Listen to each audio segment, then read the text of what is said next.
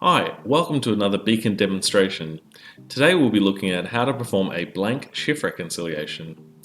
Now, blank shift reconciliations, or blank shift recs as we like to call them for short, are usually a process that a site or head office may do depending on one of a few reasons.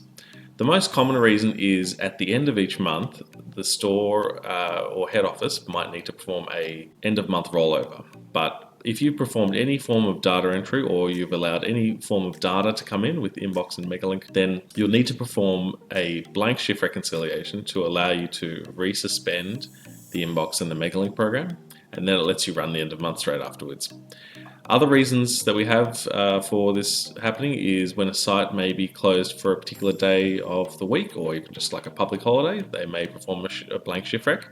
Or the other reason is that if you want to see certain data entry in the back office processed, certain screens like say receipt entry will only show new transactions once you performed your blank shift rec. Okay, so we're going to start a blank shift reconciliation. So what we're doing is we're going to data entry up the top, and we're going to reconcile shifts. Now the other way everyone usually uses is this little shortcut option up here, reconcile shifts. It's the same thing. So we're just going to go reconcile shifts. Now if there were any shifts in that screen here, we're not going to tick any. In my case there's none here, so I'm just going to leave that as is. What I'm going to do is I'm going to make sure the date down the bottom is the date that I want it. So if it was your end of month, you'd probably have this as your end of month date, but for today I'm just going to use this one. You've also got the option of if you want to untick the backup option or not, but pretty much from here I'm just going to go reconcile. Now it does say no shifts have been selected. Do you wish to continue? I do want to say yes to this option. Certain sites that belong to a head office may have an extra prompt that comes up and asks for a response code. If you do get one of those, you'll just need to contact Beacon support and they can provide you with one of those. Now back to this screen here, we have our missing Dockets screen. Now once again, there are no sales, there are no shifts ticked, so therefore we're not going to have any missing dockets. So we're just going to go OK. Now while that's processing, best way to think of a blank shift rec is it's just a empty shift reconciliation. There's no sales data or any kind of other data being reconciled, except for anything that's been done purely on the back office. So from there, yep, the backup is now complete, and we're just going to press OK like normal, and that's just going to run through.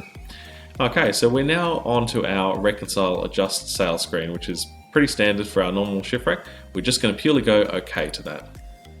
Okay, next screen we're on to is the Reconcile Paid Outs. Same thing, I'm just going to hit OK to that. And now we're on our Reconcile Pumps. Once again, no sales have been ticked for our back office, so we're just going to go accept theoretical down the bottom to just purely accept the same opening figure as our closing figure. And then OK to that. And then now the next screen we're on to is the Reconcile Tanks. So same thing again, I'm not going to have any kind of sales from my POS, so I'm just going to purely press accept theoretical down the bottom left, and then OK again on the right. Okay, now it does come up and prompt to ask, do you want to post the variances to the stock take variance? This is normally the same question you get every day when you perform your shift reconciliation. It's an optional thing. I am just going to say yes to it. If you normally would say yes to the prompt, it's fine, say yes. Same thing if you would normally say no, then just say no, but otherwise I'm just going to proceed with pressing yes.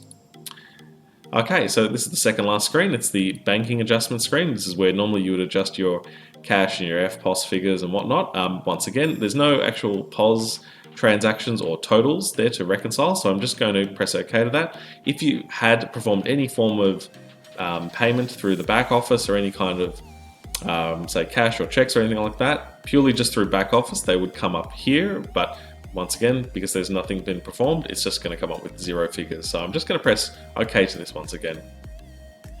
Okay, and this is the last point. This is the point of no return, as I like to call it, where you have the chance to cancel out of the shift reconciliation, but I'm not going to because there's no issue for me there. So yep, we're pretty much ready to press OK here and complete the blank shift rec. So I press OK, it'll come up with its usual fuel variance report in the background here. I usually just close it off, but if you want to save it or print it, even though there's no figures, you're welcome to do so. Okay, so other than that, it's now completed the blank shift rec, and it does say, do you wish to restart the inbox processor? Now, this is very important. You answer yes for any other day of the month, like I'm going to do right now. But if you're about to perform a end of month rollover, this is where normally you would have to say no to this prompt. Now, if you're doing your last day of the month, if your calendar date that you picked at the very beginning, the first stage, was the last calendar date of the month, the software will automatically know not to ask you for this prompt. It'll just say, please perform your end of month rollover. But because I'm picking the 11th or the 12th, it knows that that's not the end of the month, and therefore it's given me the option to pick if I want to keep the Megalink and Inbox processor suspended, or if I want to restart them. So I'm going to say yes to this. This is normally what I want to do because I want the information to still update afterwards for my pods. So I'm going to say yes. And then very finally, the final prompt to say reconciliation has been completed successfully. So that's great. And that's all it is. It's very simple as that. And then from there, I can go and I can either I can do any other data entry, or I could go and check any of the transactions that I was waiting on, for example, if I was waiting for those customer receipt payments. But that's it. It's a very simple process to perform a blank shift reconciliation. Thanks for watching our video on how to perform a blank shift reconciliation. If you have any further questions, feel free to email us at support@beaconsoftware.com.au.